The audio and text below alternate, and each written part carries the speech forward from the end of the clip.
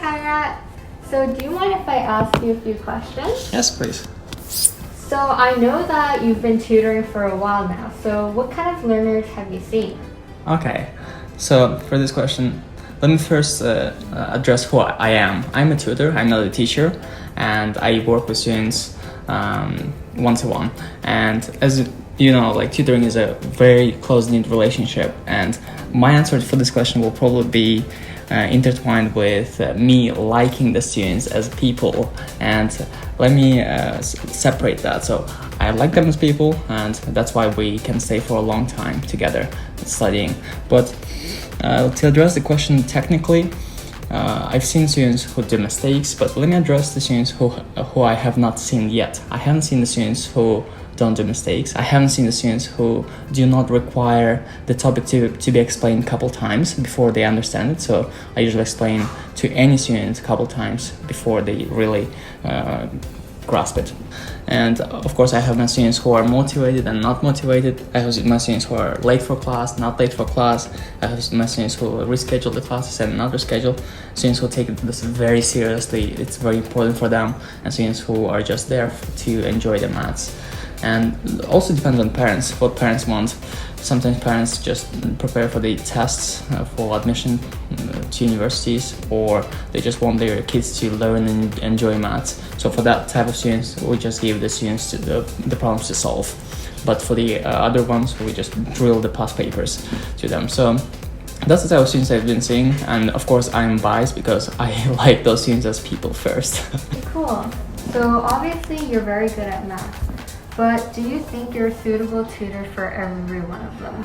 Okay, so for this question, yeah, so there's a bit of conflict of interest, because when I started at first 5 years ago, I had this student, and I think for this thing that was suitable, but later on I started realizing that there are different types of learners, and of course like the business was small, and then I wanted to get as many students as possible, and then later I realized that there are students who are very good in maths, not so good in maths, and me being good in maths, I probably was not suitable for every one of them. That's why we are not right now expanding our team and getting these tutors who are good in maths or sciences, and the tutors who are professional, who understand the student very well. So there are two types of tutors, in my opinion.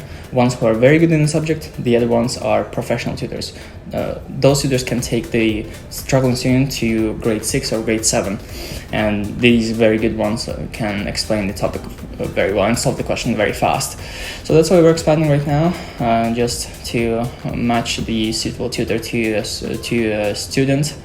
Is there anything that irritates you during the lesson? So probably the parents should not watch this part. So let me address this question as a tutor, and not as a good person. Of course, I like the students, but what irritates me is when students ask the same questions over and over.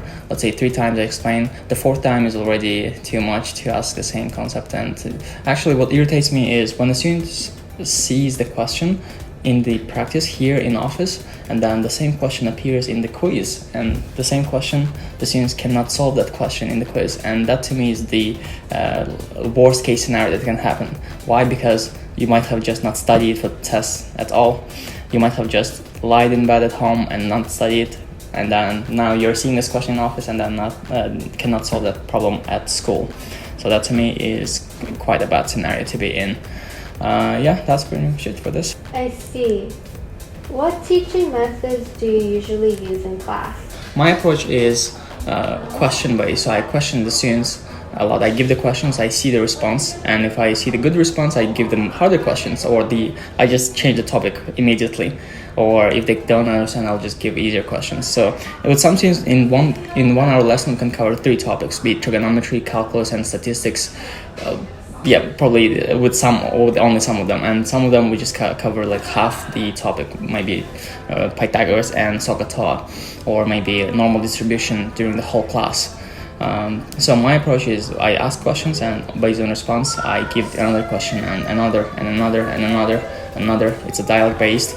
It's not teaching. It's not lecturing. So response based.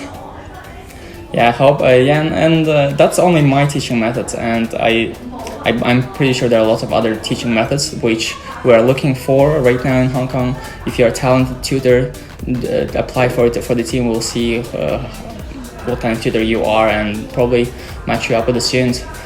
This is not a sales speech, by the way. And that's why the only reason we're expanding the team is just to match the right student to the right tutor. Me as a tutor, I'm good in maths, and of course I can take in any student, but I'm seeing the problem with that because there are some students who just are not that good, and I probably sometimes have no patience to teach them. Okay, thanks so much. Thank you.